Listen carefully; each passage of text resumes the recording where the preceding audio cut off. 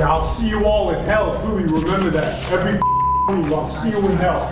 And there was an outburst in the courtroom this morning as closing arguments were being heard in the triple murder trial of a member of the Hells Angel Motorcycle Club. Roughly a dozen members of the biker gang were in the courtroom for Lancia's final moments of freedom. Gang violence, crime, and drug trafficking. This is the dark side of the Hells Angels lost behind the facade of brotherhood and fraternity. Forget the roars of their powerful engines or their glistening leather uniforms. The Hells Angels Motorcycle Club is rooted in criminality. But what happens when gang members with criminal histories get cornered in the court of law and forced to face heavy sentences? Join us on this wild ride as we showcase chilling stories of notorious Hells Angels members reacting to their sentences. Adam Lee Hall.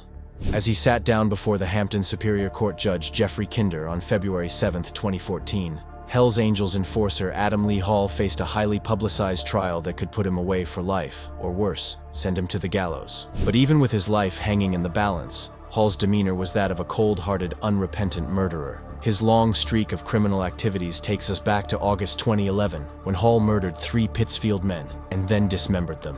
On this fateful day, Hall teamed up with his friends, 46-year-old David Shalo and 32-year-old Caius Veis, to allegedly kidnap, torture, and shoot 3 men identified as David Glasser, Edward Frampton, and Robert Chadwell. It didn't take long for the law to catch up with Hall, and as the trial unfolded, a timeline of events was established. According to testimony from the witnesses, physical confrontations between Hall and Glasser began in July 2009, when he attacked the deceased with a baseball bat. From that moment on, Glasser's life became a living hell, as Hall would attack him several times within the next 2 years, all in a bid to stop him from testifying against him in a different case. When violence didn't work, Hall allegedly tried to discredit Glasser as a witness by framing him for a fake armed robbery. But this plan soon backfired, leaving Hall with no choice but to eliminate the one person who could send him to prison forever. The mistake he made, however, was that by murdering this man, he also automatically signed a one-way ticket to life in prison. Just weeks before Glasser was set to appear in court, he,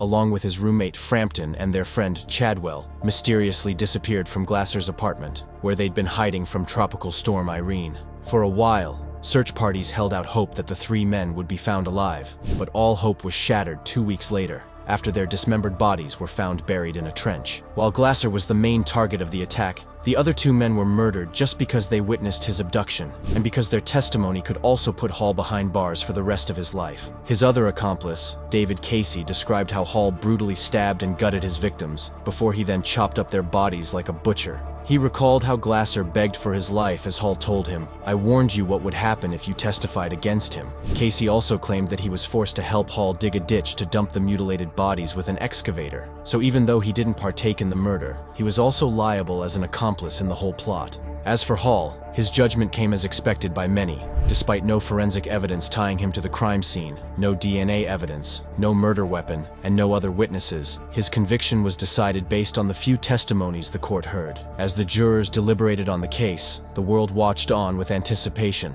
until finally the jury announced their verdicts: guilty as charged. As punishment for his appalling crimes, Hall was slammed with 3 life sentences, one for each of the victims he brutally murdered: Jeremy Greer and Merle Hefferman. For 8 years, the family of Hells Angels member Joel Silva mourned without a body, as the memories of their murdered son gradually faded into distant memory. Little did they know that his death had come at the hands of his own brothers in arms, who callously took his life and tried to cover it up for years. But how did his death manage to remain a mystery for 8 long years? Well, that's thanks to Jeremy Greer and Merle Hefferman, the 2 men tasked with getting rid of Silva's body after he was murdered by the Fresno Hells Angels president Brian Wendt, alongside HASC president Jonathan Nelson and former HASC president Russell Ott. The true reason why Silva was killed remains privileged information, but in order to hide the evidence of whatever happened that night, Hefferman used his connections with a funeral home to order an emergency cremation of the body. So by instantly incinerating the remains, the main piece of evidence had been totally destroyed. But that didn't stop the doom the gang had summoned with the murder, because it was Silva's disappearance that kickstarted an investigation into Hells Angels' illegal activities, leading to the conviction of many main members. For conspiring to get rid of the body, former Hells Angels Jeremy Greer was sentenced to just 84 months in prison, with charges ranging from brutal assaults to armed robbery, home invasion robberies, and witness intimidation added to his case. As for Merle Hefferman, he received a sentence of just 48 months in prison for obstruction of justice, and as expected, the victim's family wasn't very happy with the sentence. But at least the men could heave a breath of relief that they weren't prosecuted to the fullest extent of the law, which would mean more jail term. While the two men were let off the hook easily, the main culprits of the case suffered a more severe punishment. Jonathan Nelson, Brian Wayne Went, and Russell Taylor Ott. In June of 2022, these three high-ranking members of the Hells Angels, Nelson, Went, and Ott, were handed the maximum sentence possible for their links to the death of another Hells Angels member, Joel Silva. The legal battle against the trio began on the 10th of October, 2017, when a federal grand jury indicted 11 members of the Sonoma arm of the Hells Angels, known as HASC. The accused were charged with activities involving murder, narcotics distribution, assaults, robberies, extortion, illegal firearms possession, obstruction of justice, and all sorts of illegal activities. As the trial proceeded, the government submitted evidence stating the role of each defendant in the murder. For some reason, Nelson, the president of the Hells Angels in his region, arranged for Ott to take the deceased to Fresno, and they were able to convince Silva to go with them. But after they arrived at the gang's Fresno clubhouse, Went, the president of the Fresno Hells Angels charter, shot Silva in the back of the head. His lifeless remains was then delivered to the local crematory we mentioned earlier, where his body was burned to ashes to hide evidence. The three gang members liable in the lawsuit were subsequently found guilty and sentenced to spend the rest of their lives in prison. On that fateful day in 2022, when the sentences were handed down by the Honorable Edward M. Kem, the United States District Judge, the convicted killers maintained their emotionless gaze, showing neither guilt nor regret. As the men were marched to prison, the whole community heaved a breath of relief, and the family of Joel Silva finally got the closure they'd wanted for years. Frank Tatuli.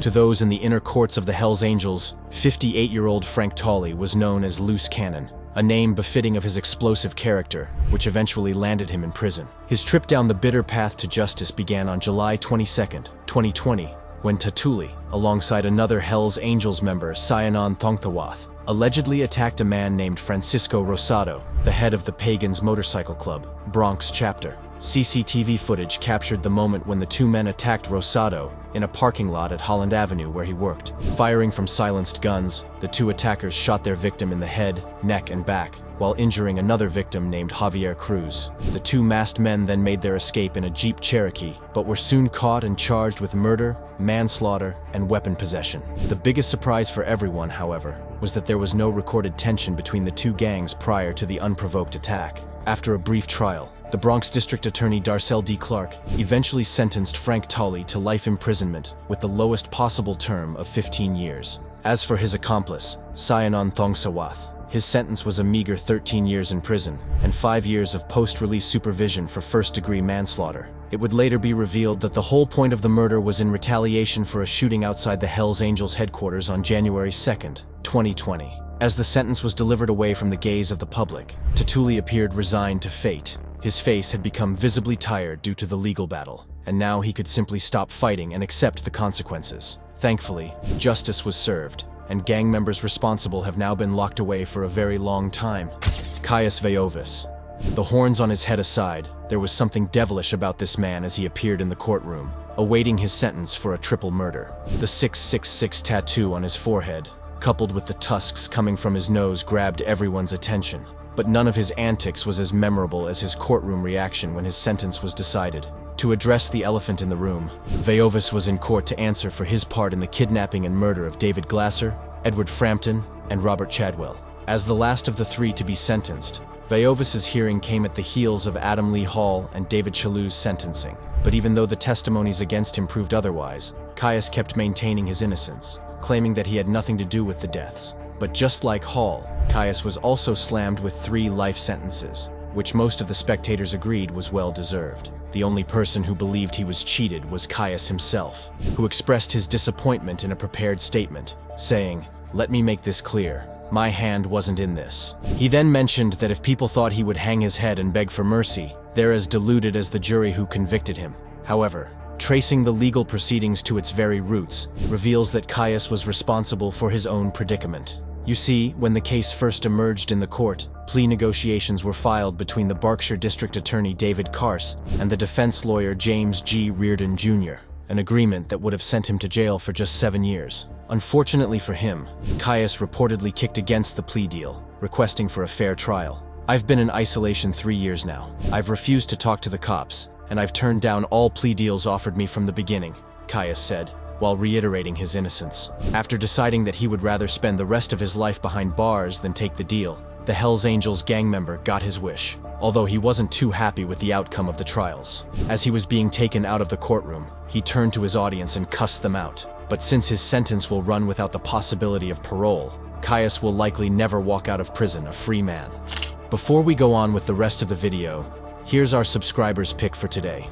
As we unveil story after story of Hells Angels members reacting to life sentences and other lesser punishments, the question of the gang's identity remains unanswered. You see, unlike other gangs across America with well-established reputations of criminal activities, the Hells Angels have constantly sought to maintain an image of legality and brotherhood. From registering as a legitimate non-governmental organization to creating a mainstream identity for themselves in an attempt to distance their public persona from stories of violence. But even with this polished identity, Hells Angels' history of violence remains undeniable. With these stories of kidnappings, intimidations, and even brutal killings, it's almost impossible to separate the violence from the broad identity of the Hells Angels. Join the conversation and share your thoughts with us in the comments section down below. Now, let's get back to the video.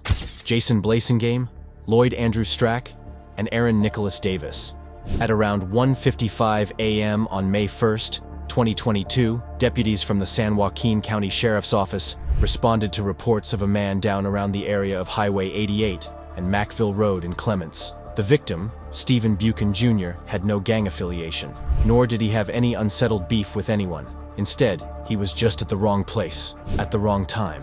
When officers arrived on the scene, they found Buchan's body outside the Old Corner Saloon, and he was pronounced dead on the spot. It took months for more information to finally emerge about the case, revealing that Buchan had actually been severely beaten and left for dead by a group of unidentified individuals. For a while, it appeared that the murderers were going to get away with it, but in November of 2022, Lloyd Andrew Strack and Aaron Nicholas Davis were arrested for their role in the May attack. Officers described the suspects as full-patch members of the Stockton chapter of the Hells Angels, while explaining that the murder actually had no gang motivations, since the victim wasn't a member of a rival gang. It also didn't take long for the long arms of the law to catch up with Jason Blasingame, the third suspect, and as the details would later reveal, he was a major instigator of the bar fight leading to Buchan's death. But this wasn't his first rodeo, as Blasingame had initially been arrested in 2006 on suspicion of assault, making criminal threats, carrying a loaded firearm, and a misdemeanor count of vandalism. Just like the crime that finally sent him to jail again, Blazingame's 2006 arrest involved him allegedly dragging his girlfriend around an East Forest Lake roadhouse in Acampo, holding a gun to her head and destroying her phone so she couldn't call for help. He would go on to serve 3 years in prison before being rearrested again in 2012 on suspicion of domestic violence, child endangerment, making criminal threats, and attempting to coerce a witness. His rap sheet was as long as can be, but on this particular occasion, the career criminal took things to a whole new level. By the time the smoke cleared on the trial, Blasingame and his cohorts were sentenced to just 6 years in prison, causing massive outrage from the victim's family and the entire community. For many, the sentence was a far cry from the punishment that should have been meted out to the cold-blooded killers, and observers believe the Hells Angels gang members would undoubtedly return to the life of crime once they're let out in a few years. Callum Shaw, Barry Brown, and Daniel Kent.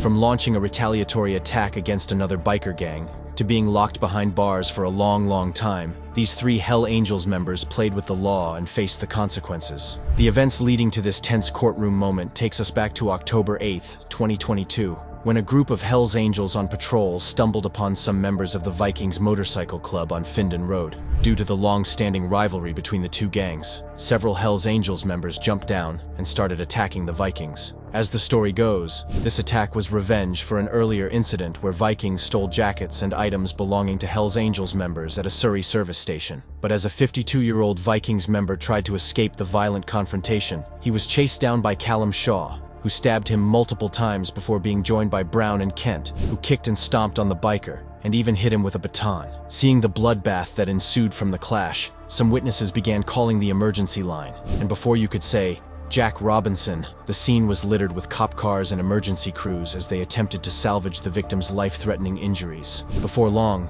the 3 suspects were also found and thrown behind bars. After hearing all sides of the argument, the 3 men were declared guilty, with Shaw bagging a 12-year sentence for burglary, violent disorder, and possession of a knife. In addition, he was also given a 5-year extension on his license due to the violent nature of his crimes. Brown, on the other hand, faced just 3 years imprisonment for violent disorder and actual bodily harm. Then there was Kent, actual bodily harm and possession of an offensive weapon. Although their sentencing occurred behind closed doors and their reactions were not publicized, witnesses who attended the trial recalled how dark and emotionless the men's demeanor were, a testament to their unrepentant nature.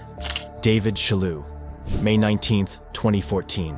Hells Angels member David Shalo was in the middle of a court proceeding that would alter the course of his life, and things were definitely not going his way. His role in the infamous triple murders that rocked Springfield to its core. By law, Shalo was entitled to a mandatory sentence of life without parole for first-degree murder. He got 3, which will run concurrently, meaning he will probably never walk a free man again. During the court proceedings, the prosecution described his actions as heinous, especially when details of the torture the victims suffered began to emerge. Shalo and his friends were also known to prey on the disabled, and surrounded themselves with young women they could easily manipulate. As his family pleaded for mercy, the prosecution attorney begged the judge to deliver the maximum punishment for Shalo, showing him the same measure of mercy he showed his victims. Several impact statements were also read during his highly emotional sentencing, including one from Chadwell's 26-year-old daughter, Ashley Hall, who described Shalo as a heartless murderer who deserved to suffer in the same way her father had. Overwhelmed by the guilt of his actions, Shalo expressed his condolences to the families of the victims,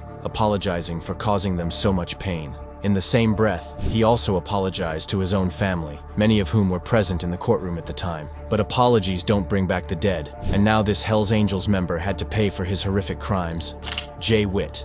This is 48-year-old Jay Witt, a member of the notorious Hells Angels motorcycle gang, who brutally murdered another member named William Furlong. Witt's crimes take us back to July 14, 2013, when Witt callously ended Furlong's life outside the clubhouse. CCTV camera outside the building captured the moment when a man believed to be Witt and his girlfriend entered the clubhouse at around 2:15 a.m. Then around 5 a.m., Furlong was seen entering the premises, but everything went silent until around 9:30 a.m., when the person believed to be Witt was seen exiting the premises with the same woman from the previous night. The man could be seen wiping down the door and door handles with towels before hurriedly leaving in a Chevy Cruze. According to prosecutors, Furlong and Witt had supposedly been fighting when Witt fired the fatal shot that ended his victim's life. Authorities confirmed this story, while revealing even further details about how Witt allegedly trashed the clubhouse to make it appear as though a rival gang was responsible for the killing. As the trial progressed, Witt realized there was no way he was getting out of this one, so he decided to plead guilty to the charges leveled against him. So in return, the prosecutors dropped the murder charge, and instead settled for manslaughter. Less than a week later, he was found guilty. As of the making of this video, Jay Witt's membership in the Hells Angels has been revoked, as he remains incarcerated behind bars. Although his sentence was slated between 30 and 40 years, the judge included a clause that makes him eligible for parole after serving just 7.5 years. As expected, but before his minimum term expired, he suddenly lost his life to an unknown illness in September 2019. Since he died while locked away at the Nebraska State Penitentiary in Lincoln, very little information is available about the cause of death. And for some, the suspicion about foul play still lingers. Joseph DeVries.